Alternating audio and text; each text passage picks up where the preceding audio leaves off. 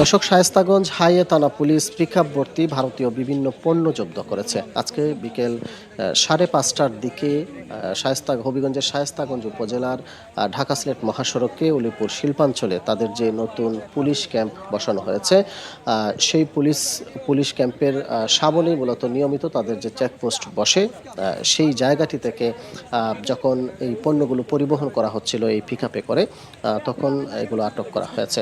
Shayestaganj highway থানা police যেটি বলছে যে নিয়মিতই তাদের এই জায়গাটিতে পুলিশ ক্যাম্পের যে সামনে ঢাকা সিলেট মহাসড়কে সেখানে চেকপোস্ট বসিয়ে তল্লাশি করা হয়।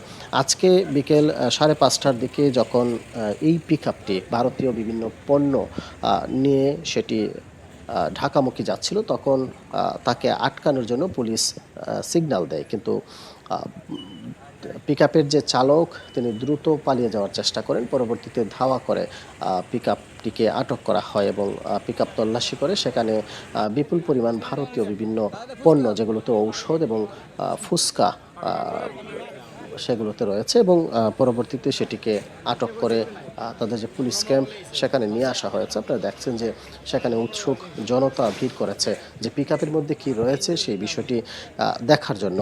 একই সাথে যেটি বলতে হয় যে স্থানীয় জনতাও কিন্তু এই পিকআপটিকে আটক করতে সহযোগিতা করেছে। পুলিশের পক্ষ থেকে আমাদেরকে যেটি জানানো হয়েছে, এই পিকআপের মধ্যে 35 কার্টন বিভিন্ন নামীয় ঔষধ ছিল, যেগুলো প্রায় 6,000 পিস ঔষধ রয়েছিল 35টি কার্টনের মধ্যে। একই সাথে ভারতীয় তৈরি ফুসকা, যেটি 15 বস্তা ফুসকা পরিবহন করা হচ্ছিল, এবং 50 কেজি করে 750 কেজি ফুসকা মূলত এই পিকআপে করে নিয়ে যাওয়া হচ্ছিল।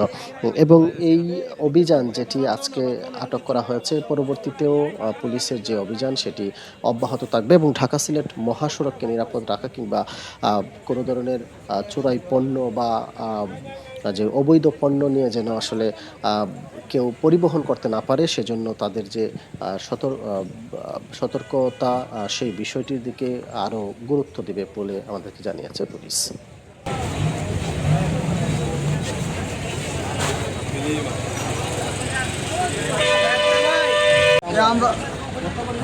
আমাদের খুলে দেখা আমি